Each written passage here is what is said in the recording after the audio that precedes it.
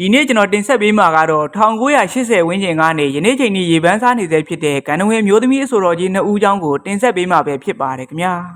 အရင်ဦးဆုံးအနေနဲ့ဂန္ဓဝင်အမျိုးသမီးအဆိုတော်ကြီးကတော့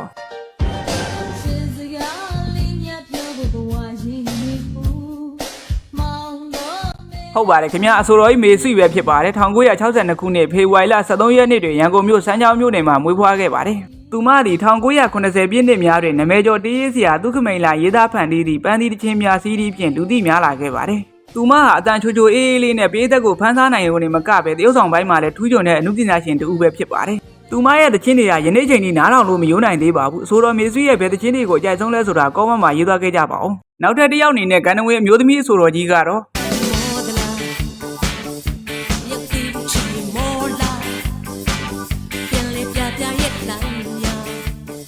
ဟုတ်ပါတယ်ခင်ဗျာအဆိုတော်ကြီးမေခလာပဲဖြစ်ပါတယ်အဆိုတော်ကြီးမေခလာဒီ1980ကာလများတွင်ထွက်ရှိခဲ့သည့်သူမ၏တခြင်းများကိုတေးရဲနိုင်မြန်မာကိုင်းစားဝင်းမင်းထွေစားသူတို့မှရေးသားပေးခဲ့သည်အဆိုတော်ကြီးမေခလာရဲ့နာမည်ကျော်တခြင်းများမှာတော့ပြန်ပြီးတော့အဲ့တလောက်တောင်ချစ်ရသည်ကိုသွင်းကောင်းတဲ့ကိုတခါကတက္ကသိုလ်စားတဲ့တခြင်းများပဲဖြစ်ပါတယ်ဆိုတော်ကြီးမေခလာကတော့စင်ပေါ်မှာဖျော်ဖြေမှုအရန်ကိုမှအားကောင်းပြီးတက်ကြွတဲ့စွမ်းရည်ရှိသူတစ်ယောက်ပဲဖြစ်ပါတယ်သူမရဲ့ဘယ်တခြင်းများကိုအကြိုက်ဆုံးလဲဆိုတာကောမန့်မှာရေးသွားခဲ့ကြပါဦးခင်ဗျာ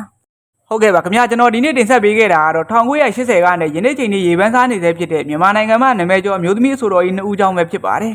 ကျွန်တော်ရဲ့ဒီနေ့တင်ဆက်မှုလေးကိုကြိုက်နေတတ်တယ်ဆိုရင် like and follow လေးလုပ်ပေးသွားကြပါအောင်ခင်ဗျာအားလုံးကျမ်းမာချမ်းသာကြပါစေလို့ဆုတောင်းပေးလိုက်ပါတယ်ခင်ဗျာ